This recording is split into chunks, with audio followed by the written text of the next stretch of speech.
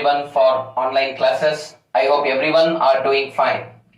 At this critical pandemic time, I request all the students to maintain social distancing, wear masks and follow all the precautionary measures by washing your hands and using sanitizers as well. Dear students, today we are going to discuss about breathing and exchange of gases.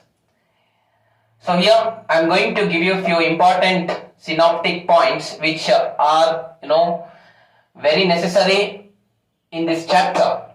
So when we talk about here basically the breathing and exchange of gases, dear students, we know that the biological oxidation of food materials and exchange of gases between the atmospheric air, the blood and the body cells is what we call it as respiration. So here it's an important concept. It is an energy yielding process we need to understand, my dear students. And during respiration what happens we all know. See, it's very simple. The body cells utilizes the oxygen and releases carbon dioxide. It utilizes the oxygen, the body cells, and releases the carbon dioxide. And further, my dear students, along with this, even water and energy is also formed. So these are in fact a few important general definitive points about what respiration is and what is the importance of respiration. And dear students, we already know that various respiratory organs are present in different types of organisms. Dear students, let me tell you, like we have sponges, coelenterates and flatworms where respiratory organs are absent. And if we consider, their respiration, then how does it occur? Let me tell you, it occurs through the simple diffusion process. And the diffusion process takes place on the skin surface. That's one important aspect. And if we consider many different types of aquatic mollusks, arthropods, here gills acts as the respiratory organs. Further, my dear students, we also have terrestrial arthropods. For example, we have insects. So here we have trachea, the tubular structures which help in respiration. In the similar manner, if you consider amphibians, reptiles, apes, and mammals, the respiration occurs through lungs. These all, are the important points we at least need to know before actually moving into solving of the actual questions. Dear students, when we talk about our respiratory system, let me tell you that it is divided into two parts. The first part is what we call it as the conducting parts, and secondly we have the respiratory parts. The students, from where does the respiration start? Let me tell you, it's very important to understand that we have a nose having the nasal cavities. From the nasal cavities, which is the first part of the respiratory system perhaps, which is having the nasal cavities are having a division, a septum, alright, we call it as nasal septum. So right nasal septum and left nasal septum we have, alright. So further, the nasal cavities are lined by mucous membranes and which are having pseudostratified epithelium, alright, and mucus is very much secreted here. So here warming, moisturing and filtering of air occurs. Where? In the nasal cavities. And next, moving on to the pharynx. I am talking about the conducting parts. Now we are done with the nasal cavities. Next we have the pharynx. When we talk about the pharynx, dear students, let me tell you, pharynx happens to be the common entry point for both the air as well as the food. So here we have three different divisions here. we have nasopharynx, oropharynx and laryngopharynx, which we already know. And dear students, next after larynx we have pharynx, we have larynx. So larynx, which is called as the voice box. Here dear students, let me tell you, we do find the Adam's apple as well. Here the larynx is made up of 9 pieces of cartilage, which we already know. And further, let me also tell you that there is epiglottis, which is a connection between the pharynx and the larynx. Alright, it's a muscular flap. So this is about the larynx. Go to the next part, that we have trachea. We know that, first, okay, let me just put across here. First, we have talked about the nasal cavities, followed by, after the nasal cavities, we have discussed about the pharynx and larynx.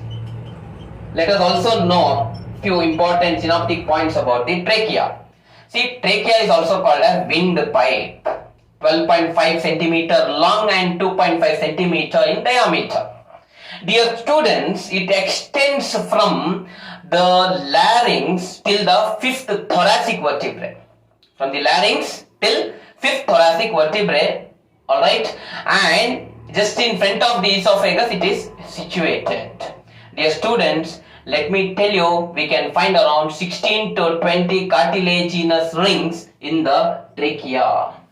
And further, dear students, trachea produce branches called as bronchi. These bronchi, dear students, are the branches of trachea, and they enter into the lungs. See, dear students, let me tell you, if we consider this as the lungs, now the bronchi, these are called as bronchi, which enter into the lungs. They are entering into the lungs. Alright.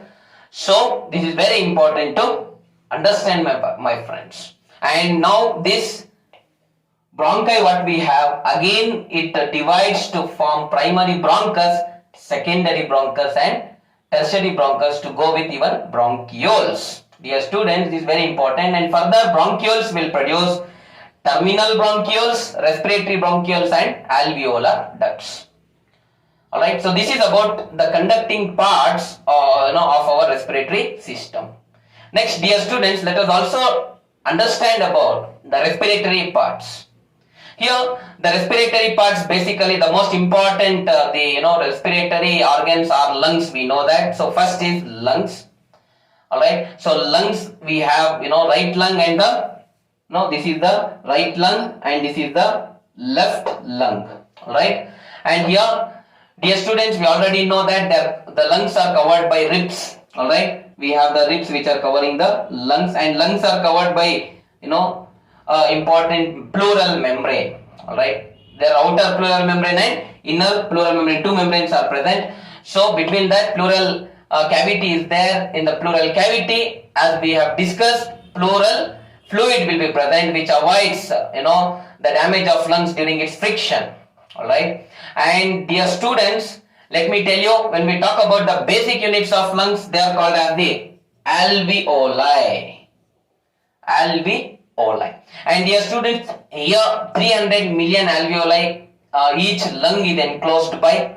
And also let me tell you, we have inside the alveoli the alveolar sacs, where there is oxygen which is very much stored. Alright, from this is the site where the transportation of oxygen occurs to different parts of the body. Alright, and further we have diaphragm. Alright, this diaphragm is also present. This diaphragm is also muscular in nature. It helps in avoiding the collapsing of lungs. It is playing an important role in the breathing. Alright, and also, my dear students, let me tell you that it's a dome-shaped structure, roughly dome-shaped structure we need to understand. Alright, so this is about the diaphragm. Let us also understand few synoptic points about the mechanism of respiration. Here, dear students, let me tell you the mechanism of respiration. When we talk,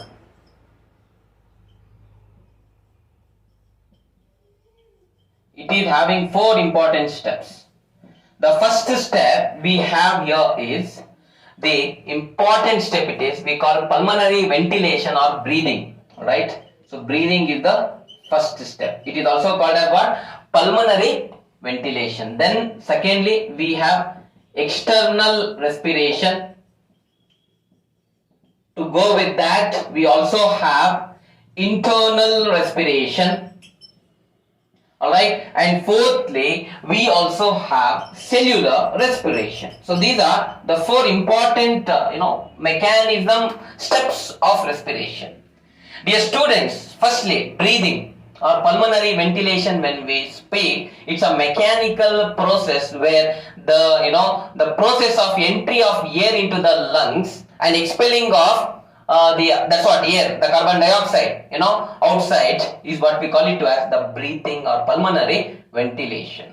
Dear students, again further it is divided into inspiration and expiration. Already we know the inspiration is the entry of air, the entry of oxygen generally from the outer atmosphere into the lungs, alright, through the conducting parts. That's what we call it as inspiration, which is the first step in the breathing process. Secondly, dear students, we have expiration. So expiration, we know the expelling of air from the lungs to the atmosphere. Generally the carbon dioxide is what we call it as expiration, which is the second step of breathing. Dear students, let me tell you that inspiration, when we speak here, few important changes occurs. Like in our body, intercostal muscles which are covering the ribs, they are pushed towards the upwards. Alright. Second, what we can observe is diaphragm contracts, and also we can find thoracic cavity increases in case of inspiration. See, thoracic cavity is increasing. It's obvious. Alright. The opposite of that is almost the expiration we have. Here lungs also expands. Alright. And the volume of lungs increases, my dear students. Furthermore, my dear students, here intrapulmonary air pressure will be 758 millimeter mercury. This is intrapulmonary pressure, and it is very much less when compared to the atmospheric air pressure. Already we know atmospheric air pressure is 760 millimeter mercury. Alright. So due to these above changes, the inspiration occurs. What is expiration? See, expiration, when we speak, my dear students, see, expiration is a process. Alright, already we have discussed where expelling of air takes place, right, from the lungs to the atmosphere. So here also many changes can be seen. Opposite of almost inspiration. Here intercostal muscles relax.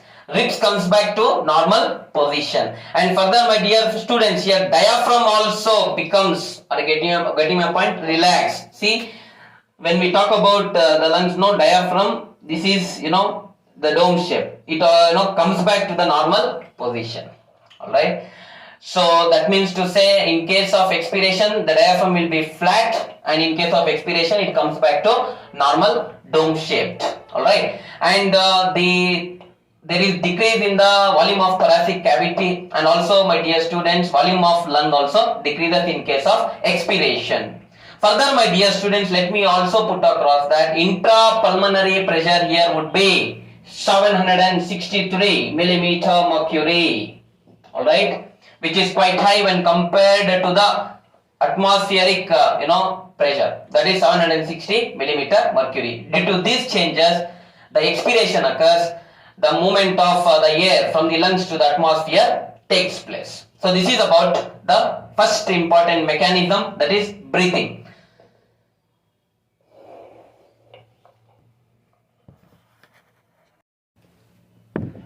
The second step involved here is external respiration. What is external respiration, my dear students?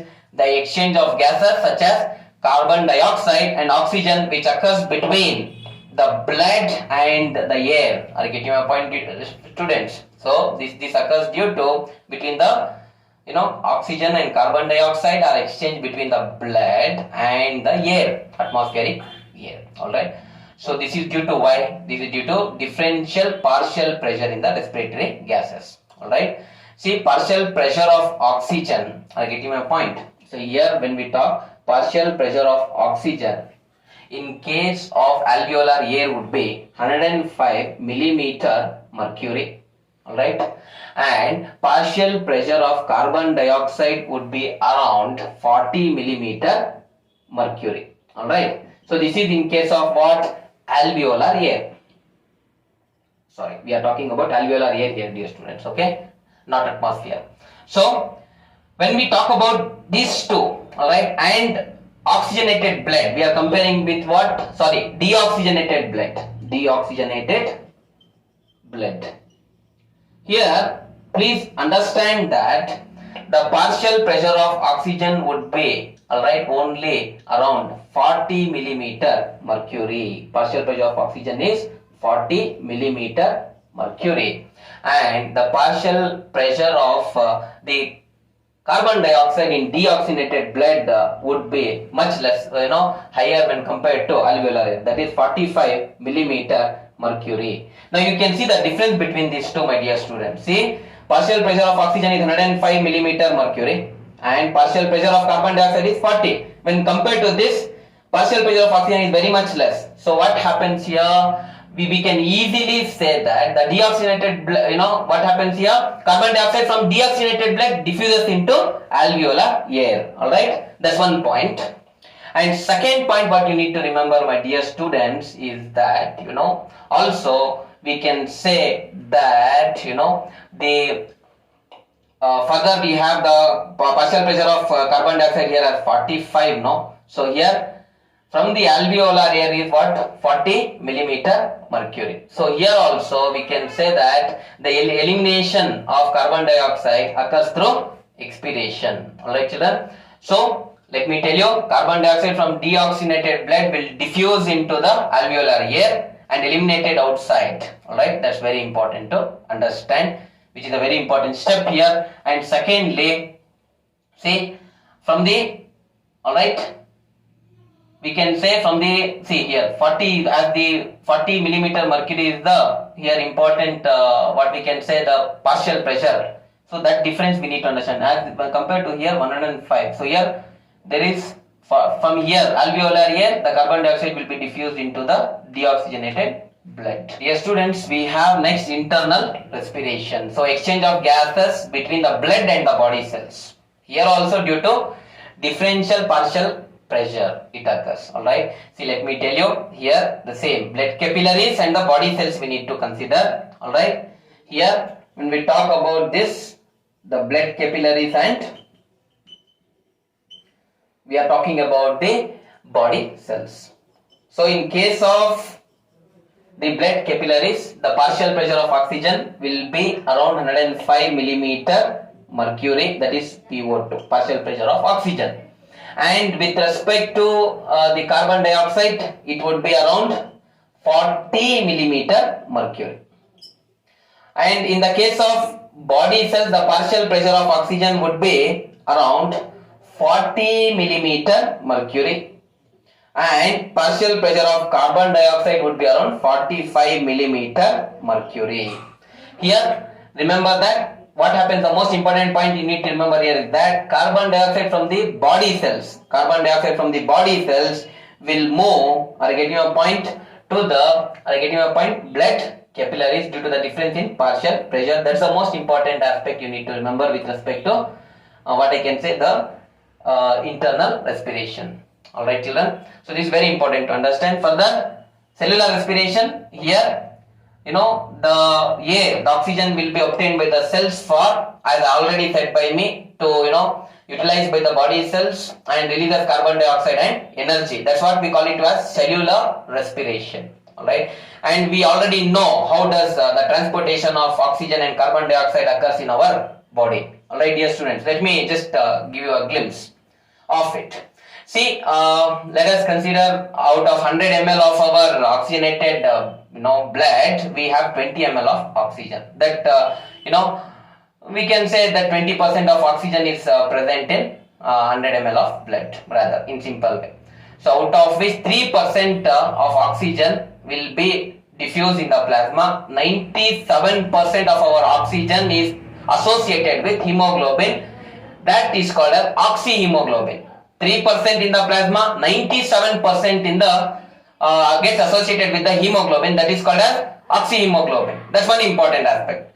Alright, and there is something called Bohr's effect, dear students. That's let us understand. Now oxyhemoglobin which is present here, whenever the oxygen is needed, alright, the oxyhemoglobin breaks down to form hemoglobin and the oxygen will be utilized by the body cells. This is called as Bohr's effect, which you need to understand here. Okay, when we talk about the transport of carbon dioxide, dear students, see, our 4% of carbon dioxide, is present, alright, in 100 ml of the blood, deoxygenated blood. So rather we can say 4 ml of carbon dioxide is associated or present in the, alright, what we can say the deoxygenated blood. Out of which, my dear students, 10% of carbon dioxide, alright, is combined with water to form carbonic acid. 10% is of our carbon dioxide is in the form of carbonic acid. Another, let us say for example 20% of our carbon dioxide is in the form of carbamino hemoglobin, and another 70% of our carbon dioxide is in the form of potassium bicarbonate and sodium bicarbonate. So this is how the carbon dioxide is present associated in our body, especially in the deoxygenated blood. Alright, dear students, so it is very important to understand. Already we know about something called as chloride shift. Alright, see, what is chloride shift? See, as we know that the formation of bicarbonates takes place on the surface of RBC. RBC cells will have the bicarbonates on its surface. So what will happen? The bicarbonates will be released from the RBCs from the surface of RBCs to the blood plasma, due to which what? Ionic imbalance occurs. To balance from the plasma of the blood, in fact what we can say, some of the ions, getting a point, will come and shift. The ions are chloride ions here, will come and shift onto the surface of RBC to bring about ionic balance. So this is called as chloride shift, which is necessary for us to understand here. Last few concepts we'll understand. Already we know that what is respiratory cycle. One inspiration and one expiration is called as one respiratory cycle. Alright. Here, dear students, there is a spirometer, the instrument called spirometer, which is important to measure the respiratory cycles. Tidal volume. What is tidal volume? The volume of air, alright, inhaled during total volume of air inhaled during respiratory cycle. Each respiratory cycle is called tidal volume. It is around we can say 500 ml. Inspiratory reserve volume, IRV. The volume of air inhaled in excess of tidal volume is called inspiratory reserve volume. This occurs during deep inspiration. So that is about 300 ml. Expiratory reserve volume, the volume of air expelled outside the lungs in excess of tidal volume. So this is due to forceful expiration. So this is around 1100 ml. And we have residual volume, the amount of air which is in fact present in the lungs even after expiration is called, just normal expiration is called as what? Residual volume, which is around 1200 ml. Then my dear students, finally let me also tell you total capacity of the lungs. Alright, or rather we can say vital capacity of lungs. So vital capacity of lungs is equal to tidal volume plus inspiratory reserve volume plus expiratory reserve volume. So tidal volume is how much? Tidal volume plus inspiratory reserve volume plus expiratory reserve volume is equal to vital capacity of lungs. No, right? So here when we consider these aspects, tidal volume, as I said you, is 500 ml plus. Alright, next we have inspiratory reserve volume. Inspiratory reserve volume is 3000, alright, ml. So yeah, 3000 ml plus expiratory reserve volume is 1100 ml. Now we can just say that it is approximately around 4600 ml. That is the vital capacity of lungs. So remember these synoptic points. It will be very beneficial for us to solve during the questions. Alright, when you are solving rather the questions. So thank you very much for your patient hearing. Please be updated about the upcoming videos. Alright, and be safe. Thank you very much.